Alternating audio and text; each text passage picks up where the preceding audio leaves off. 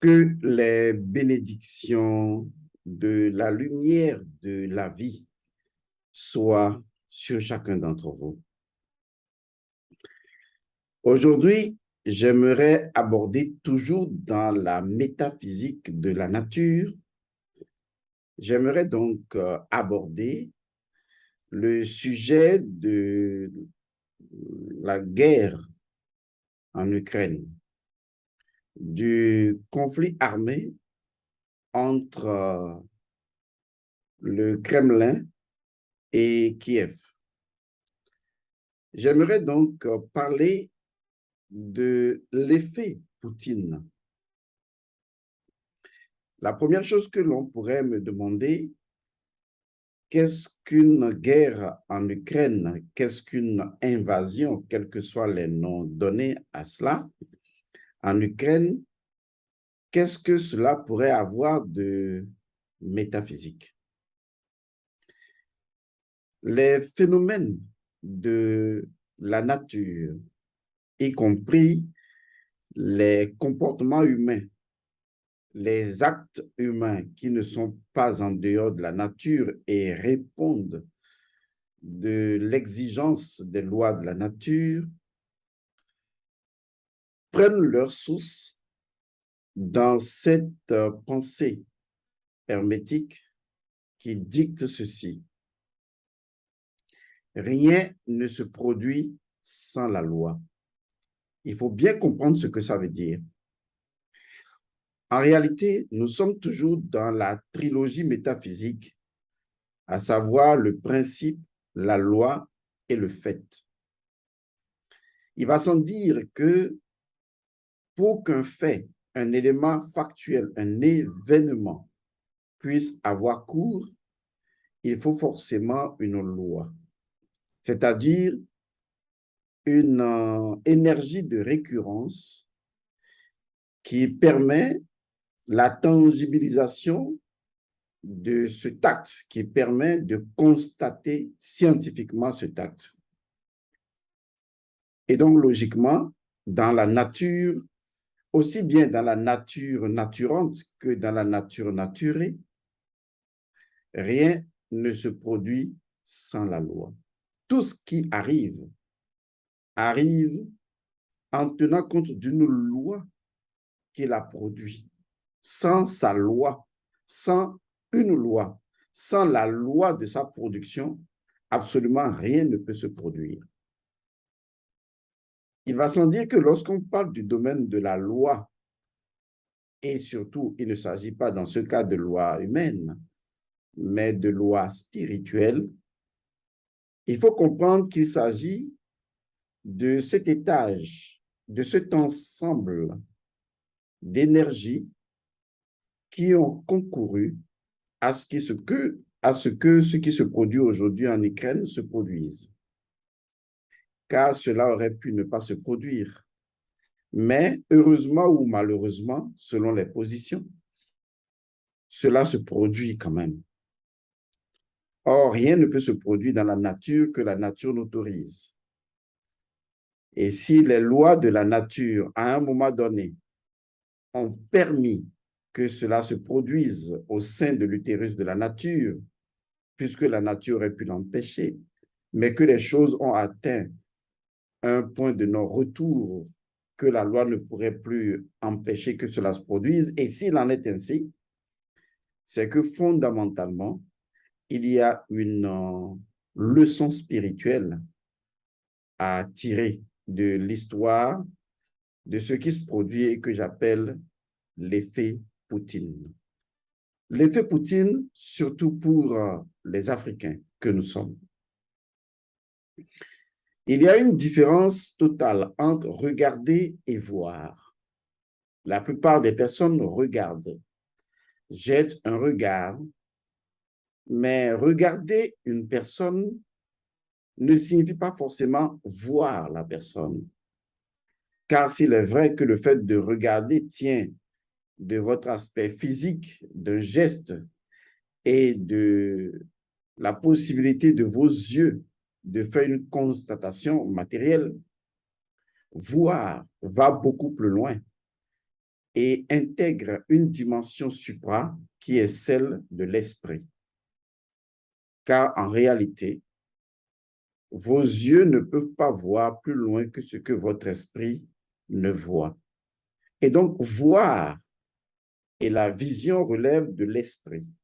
Alors, je voudrais inviter les Africains non pas à regarder ce qui se passe en Ukraine, ce que j'appelle dans cette capsule l'effet Poutine pour les Africains, mais que les Africains voient plutôt, au-delà de la couche de l'illusion, ce qu'il se produit en ce moment. Et je vais vous aider à la réflexion de ce qu'il se produit.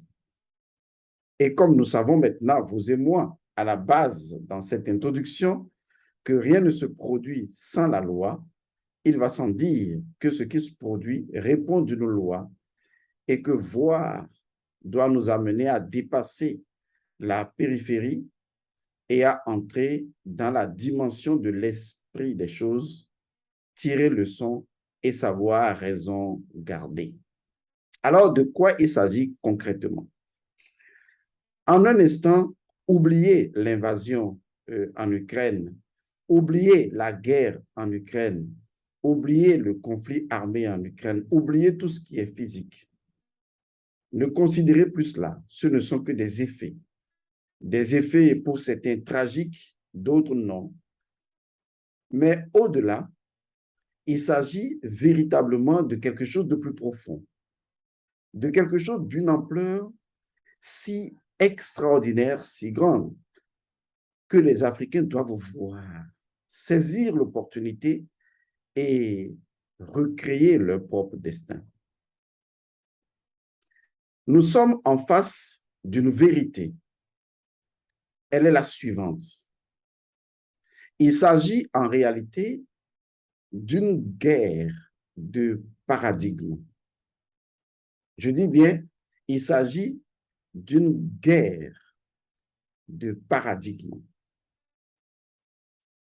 Les événements matériels ne sont que des effets lointains de ce que nous possédons en nous de culto-culturel et qui en réalité définissent nos approches scientifiques, nos approches économiques, politiques, les approches sociales et tout le reste. Car les choses procèdent d'abord de l'esprit, des choses avant que les choses n'arrivent. Nous sommes ici et maintenant dans une guerre de paradigme. Il s'agit du paradigme que je qualifie de paradigme occidental. En fait, il n'y a pas de guerre en Ukraine. Il n'y a pas d'invasion russe en Ukraine, de conflit armé, quel que soit le nom. Il n'y a pas de guerre subtile entre l'OTAN et la Russie. Il y a en fait, avant que ces effets ne se produisent, il y a eu déjà, au niveau subtil, au niveau astral, un autre conflit, une autre guerre. C'est la guerre au sein même du paradigme occidental. Suivez-moi très bien et ne regardez pas, mais voyez.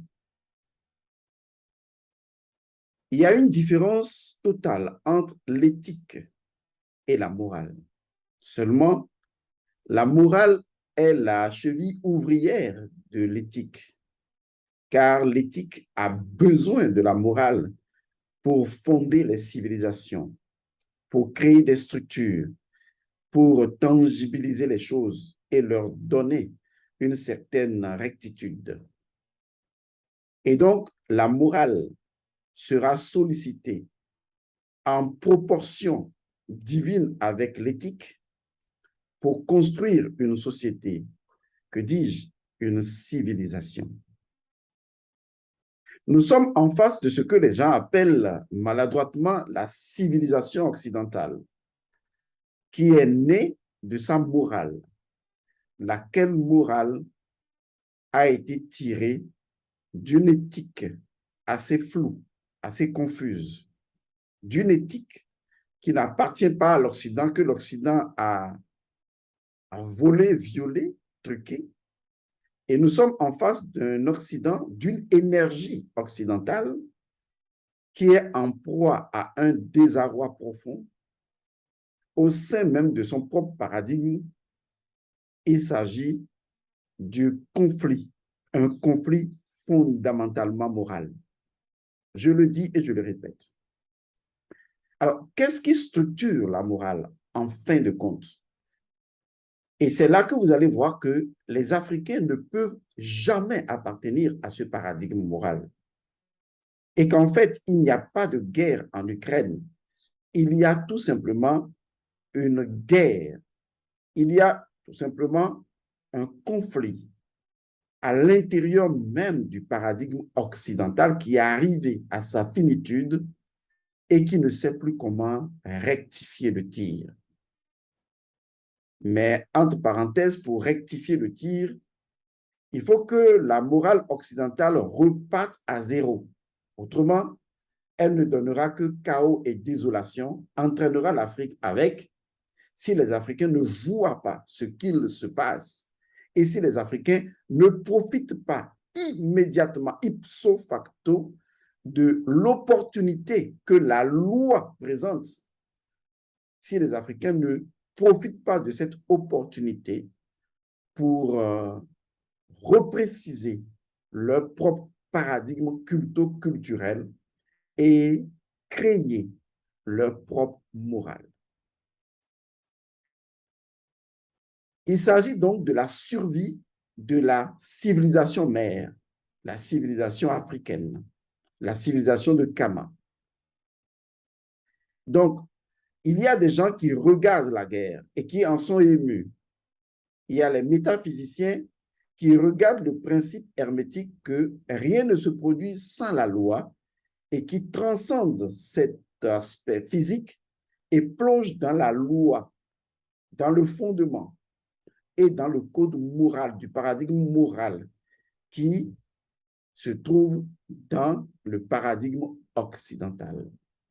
Alors, de quoi il est question dans le paradigme occidental? Parce qu'il faut maîtriser la chose, il faut savoir de quoi nous parlons, puisque dans ce paradigme occidental, nous avons également les médias qui s'appuient sur ce paradigme occidental en désuétude pour informer. Toutes les informations sur la guerre en Ukraine reposent sur ce paradigme occidental, sur ce paradigme moral.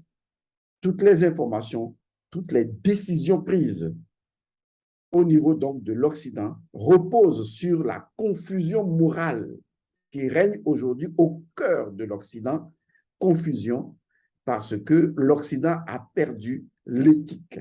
L'éthique étant la dimension de ce que je pourrais appeler du sacré des choses, qui en fait nous reprécise notre esprit symbolique, notre conscience de la symbolique des choses. Ce que l'Occident aujourd'hui a heureusement ou malheureusement perdu, chasser le naturel, il revient au galop, c'est-à-dire il existe une forme aujourd'hui de barbarisme, mais qui se situe à un niveau intellectuel et qui aujourd'hui est en train de gangréner l'Occident parce que justement, l'Occident a blacklisté tout ce qui est éthique, même si le mot est utilisé, et a construit une morale qui est basée sur des intérêts égoïstes, égocentriques, a basé une morale sans fondement éthique.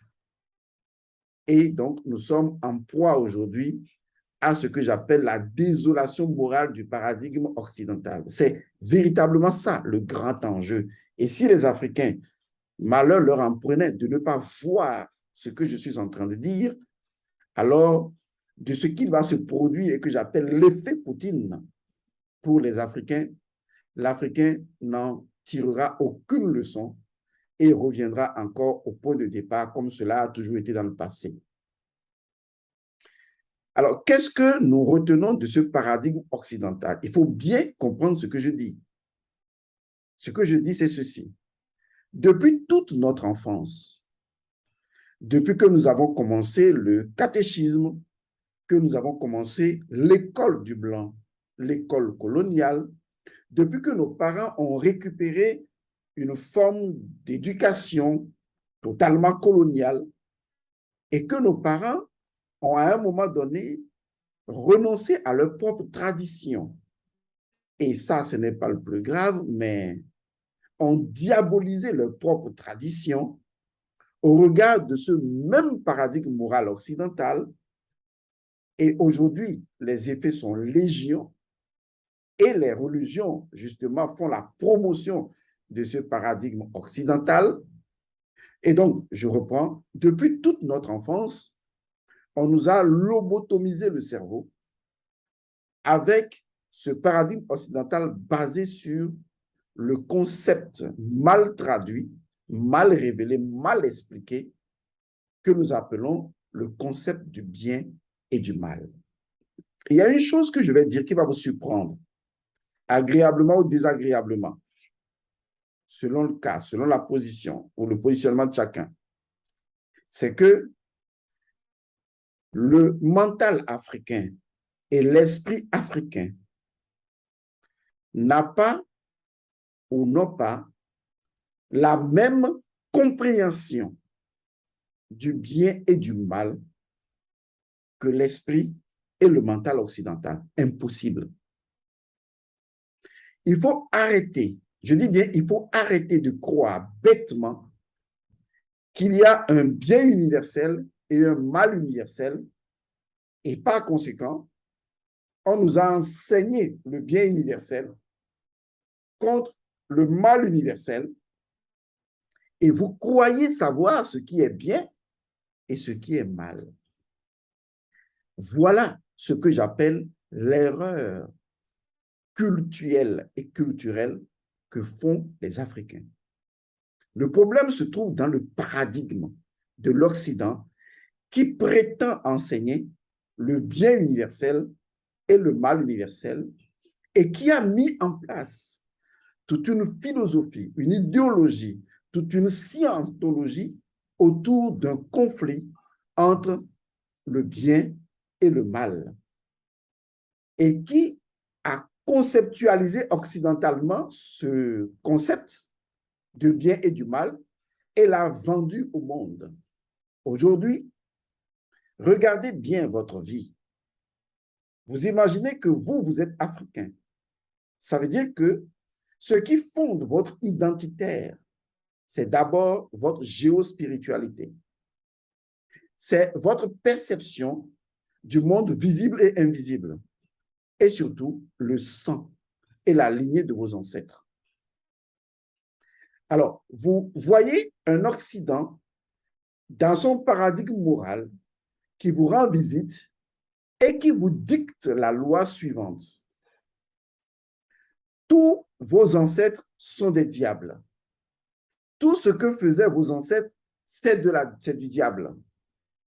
Quel diable? Le même diable enseigné par l'Occident dans une forme de philosophie, refaite sur mesure occidentale d'un diable qui aurait trahi un Dieu que je qualifie d'un Dieu incompétent et incapable et qui aujourd'hui serait donc chassé du paradis. Et en fait, l'Occident vous invite dans votre idéologique individuelle et donc dans ce nouveau paradigme moral à combattre le mal. Maintenant, l'Occident vous dit à quoi ressemble le mal. D'abord, l'Occident a voulu vous faire croire que le mal était noir et la peau noire. Et ceci pour montrer simplement que votre esprit doit être inférieur au leur. Mais ensuite, l'Occident va se permettre de désigner ce que l'Occident, dans sa morale, va appeler le diable. C'est Kadhafi, c'est Al-Qaïda. Et donc, l'Occident va définir, puisque l'Occident est propriétaire de son propre concept de bien et de mal, donc c'est l'Occident qui vous dicte ce qui est bien et ce qui est mal. Donc, l'Occident peut vous priver de votre monnaie et estimer que c'est pour votre bien et vous devez l'accepter. Et pendant ce temps, l'Occident peut croiser les bras lorsqu'un dictateur tue des civils dans son propre pays.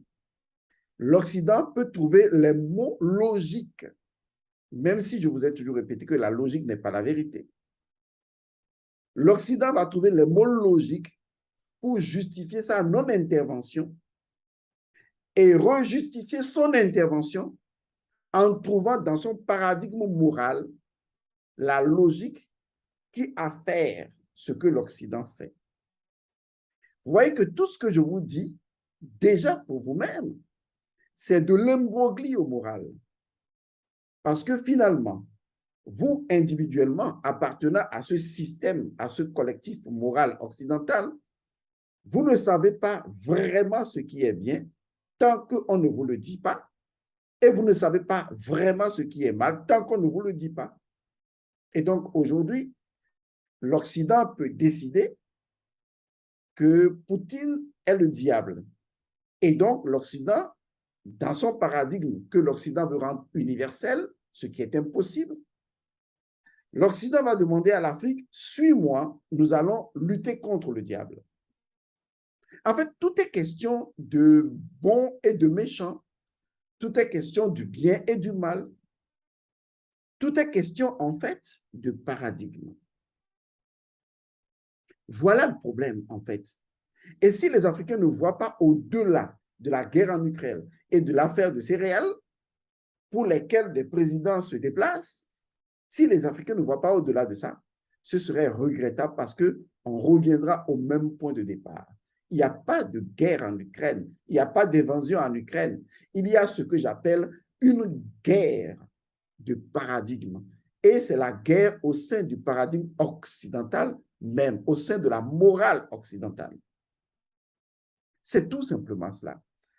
Et ce que j'appelle l'effet Poutine doit aider les Africains, une fois pour de bon, à se préciser et à se repréciser leur propre paradigme, en tenant compte d'abord de l'éthique selon notre propre ancestralité et ensuite de la morale qui va être la cheville ouvrière, qui va être l'exécutif de l'éthique, mais selon l'éthique et selon notre dimension culturelle. Tant que nous ne redéfinissons pas cela, après, il y aura ce qu'on appelle des relations entre États, des relations bilatérales, multilatérales, des jeux de couloirs, et nous vivrons encore ce que moi j'appelle la comédie Macron, qui passe de pays en pays africain, tout cela pour asseoir véritablement toujours le paradigme occidental, la morale occidentale. C'est la morale occidentale qui est le problème. Et ça, les Africains doivent se réveiller définitivement pour comprendre que nous n'avons pas la même morale que l'Occident. Ce serait une aberration. Ce serait de l'infantilisme politique de croire que nous avons la même morale pour l'Africain, et la même morale que l'Occident. Nous utilisons les mêmes mots lorsque nous parlons d'amour. Nous utilisons les mêmes mots lorsque nous parlons de solidarité. Nous utilisons les mêmes mots lorsque nous parlons de coopération. Mais ce que vous devez savoir, la définition de ces mots, nous les connaissons tous et nous pouvons même les contractualiser. Mais au-delà de ces mots et de leur définition, il y a une signification de ces mots dans la conscience et dans le paradigme culturel de chacun. Les mots amour, les mots coopération, solidarité ne signifieront jamais la même chose pour l'Occident et pour l'Afrique. Arrêtez de vous faire baiser. Arrêtez d'être des idiots, des cons. S'il vous plaît, ce ne sont pas des injures, mais arrêtez. Arrêtez d'être des idiots. Parce que ce qui définit le monde, ce qui structure le monde, c'est véritablement la dimension symbolique des choses. Car au-delà de la définition des mots, nous avons une dimension préverbale dans notre conscience où les choses représentent quelque chose dans notre esprit et donc symbolisent quelque chose dans notre esprit et que cela n'a absolument rien à voir avec la définition que le mot nous présente. D'ailleurs, quand vous regardez le dictionnaire, vous avez des mots en sens propre et en sens figuré. Pourquoi?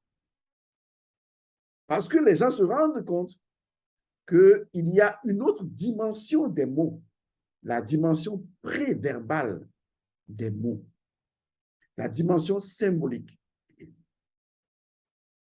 C'est pour cette raison que vous devez arrêter, je vous en prie, arrêtez bêtement, naïvement de croire que les mots coopération, solidarité, fraternité, amour, démocratie, arrêtez de croire, quels que soient les mots qui sont utilisés, arrêtez de croire que les mots-là signifient la même chose pour le paradigme africain et le paradigme occidental.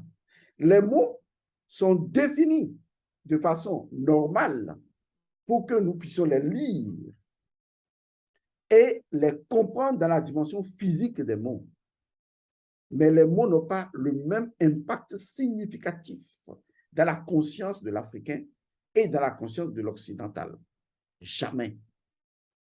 C'est à ce niveau-là qu'intervient la métaphysique pour dire que les choses possèdent leur nature intrinsèque sans lesquelles on ne peut composer avec les choses. Et que aussi bien nous pouvons relationner dans l'utilisation formelle des mots et des systèmes que nous avons mis en place, aussi bien nous devons intégrer cette dimension de la signification des choses pour que l'Africain puisse se signifier à lui-même dans son propre paradigme personnel et donc dans sa dimension culturelle, quelle est l'énergie d'action et d'agir qu'il veut donner à un mot. Nous sommes aujourd'hui donc dans une guerre qui a lieu au sein du paradigme occidental. Comme exemple, l'Occident dit Poutine est le diable, mais nous pouvons continuer à prendre du gaz chez le diable tant que nous en avons besoin. Mais vous ne faites aucune affaire avec le diable. Mais est-ce qu'en réalité, l'effet Poutine n'est pas un enseignement, non pas à l'Occident, mais à l'Afrique? Un enseignement qui dicte à l'Afrique la voie à suivre. C'est-à-dire, il ne s'agit pas de choisir un camp contre un autre camp. Il ne s'agit pas de choisir Poutine contre l'Occident, enfin, je vais dire l'Occident autant. Il ne s'agit pas de choisir un camp contre un autre camp. Il s'agit de retrouver son identité, de retrouver son paradigme éthique et moral, son paradigme culturel, et de se dire, qui suis-je?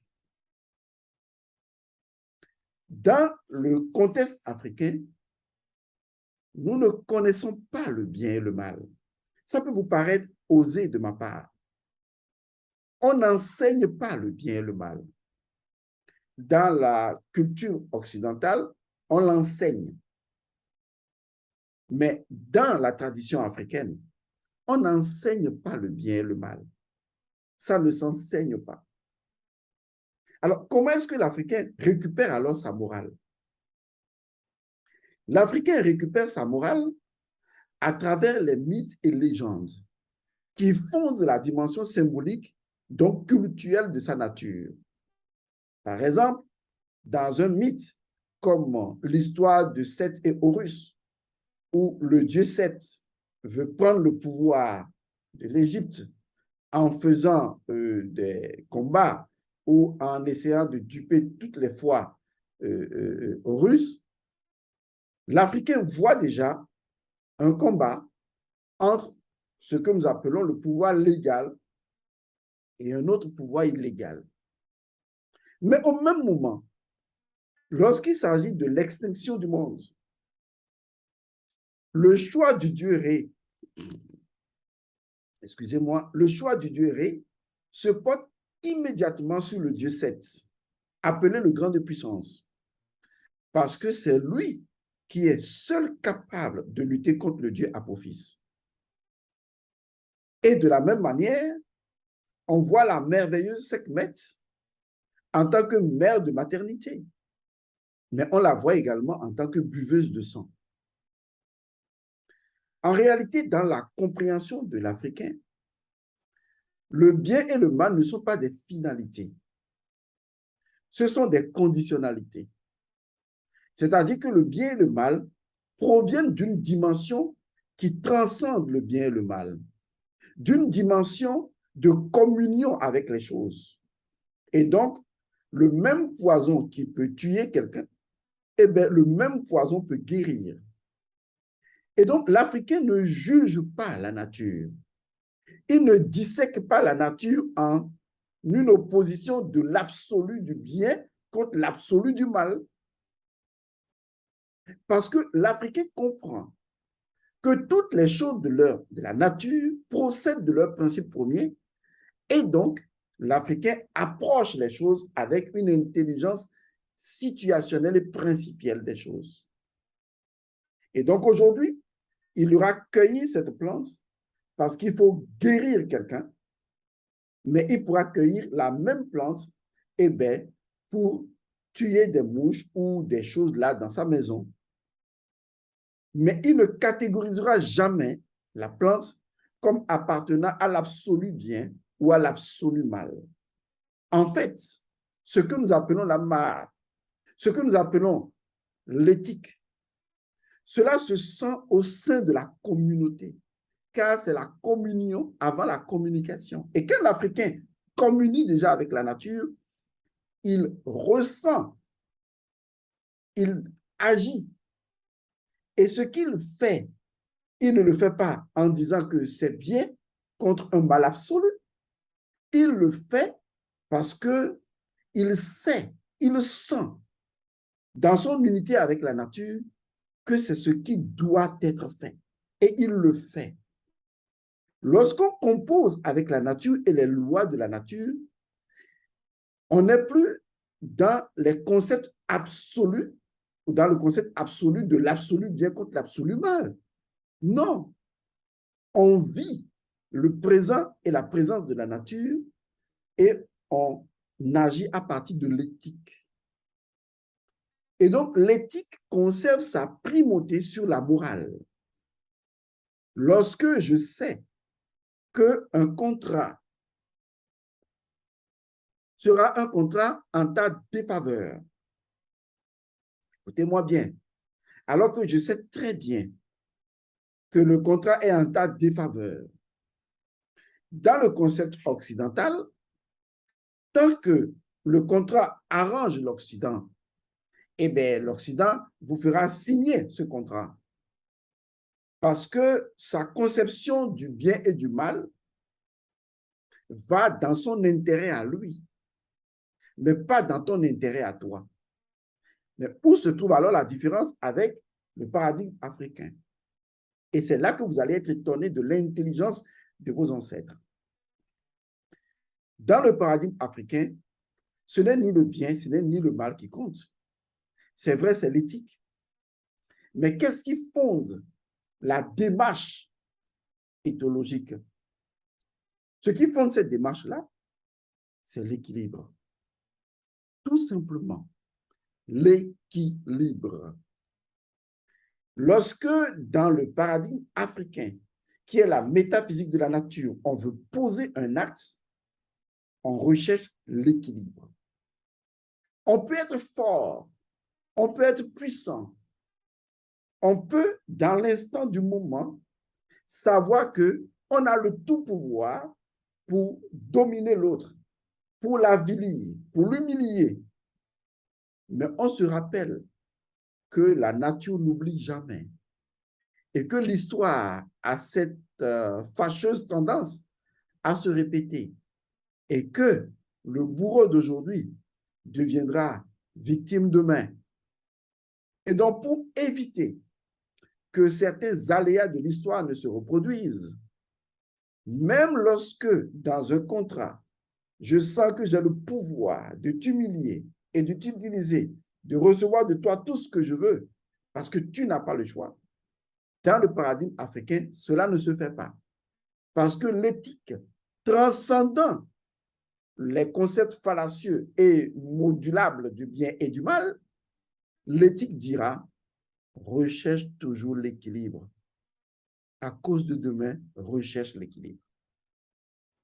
Et donc, bien que je sois fort et surpuissant et que je peux mettre le contrat à mon avantage, eh bien, dans le paradigme africain, on va rechercher l'équilibre, tout simplement. Et donc, la force ne sera pas utilisée contre le faible. La force sera utilisée pour l'équilibre entre le fort et le faible. Cette compréhension de l'équilibre des choses n'existe pas dans le paradigme occidental. Merde, réveillez-vous, s'il vous plaît. Le paradigme occidental, son héritage provient des barbares, des personnes dont la loi est celle du plus fort. Et c'est le plus fort qui décide, qui fait la loi, qui fait l'histoire, qui façonne le monde. Dans le paradigme africain, basé sur la symbolique des choses et sur le sacré de la nature, et donc une dimension éthique des choses, le bien et le mal ne sont que des conditionnalités qui reposent sur un outil important de l'éthique, l'équilibre. Est-ce que ce que je fais en ce moment est équilibré? L'Occident peut vider toutes les ressources de l'Afrique et ne rien lui donner en retour tant que les Africains eux-mêmes ne prennent pas conscience. Mais dans le paradigme africain, ce n'est pas moral. Dans le paradigme occidental, c'est moral. Donc, la morale vacille selon la façon dont chacun veut utiliser l'éthique. L'Occident va utiliser son éthique sur le principe de la loi du plus fort, alors que l'Africain va utiliser l'éthique sur la loi de l'équilibre. Alors que les leaders africains arrêtent de bavasser, que les prétendus connaisseurs arrêtent de mentir au peuple, que les gens arrêtent de faire de la politique, de l'idéologie, de l'économie et des manchins et des manchants. La seule vérité aujourd'hui que l'effet Poutine est en train de mettre en place, c'est quel est aujourd'hui le paradigme fonctionnel de l'Africain et de l'Afrique. Pourquoi un paradigme africain aujourd'hui? Parce que c'est en questionologie, c'est la bonne question au bon moment qui permet de trouver la solution. Pourquoi le paradigme africain aujourd'hui? Ça veut dire que ce paradigme a toujours existé, mais qu'il a été blacklisté et il a été remplacé dans l'éducation coloniale, religieuse et dans toute autre forme d'éducation, de relations, de commerce, par un autre paradigme très conflictuel, confus en lui-même, le paradigme occidental.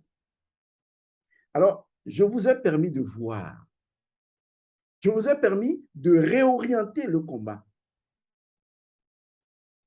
Et vous allez voir que si nous nous orientons vers cette perspective-là, nous pourrons reconstruire notre peuple de l'intérieur vers l'extérieur. Mais si vous êtes aveugle, et que vous ne faites que regarder, vous allez croire que c'est de l'extérieur que les gens vont changer. Les gens ne changent pas si, entre-temps, les gens n'étaient pas transformés de l'intérieur. Alors, à vous de décider de ce que vous voulez faire. Mais l'effet Poutine pour les Africains, nous devons saisir cette opportunité de redécouvrir notre paradigme fondamental et de ne fonctionner que dans ce paradigme-là. Je vous remercie d'avoir suivi cette capsule et j'espère qu'elle aidera des gens à finalement sortir de l'infantilisme politique et religieux et à ouvrir les véritables yeux d'Osiris. Paix à vous.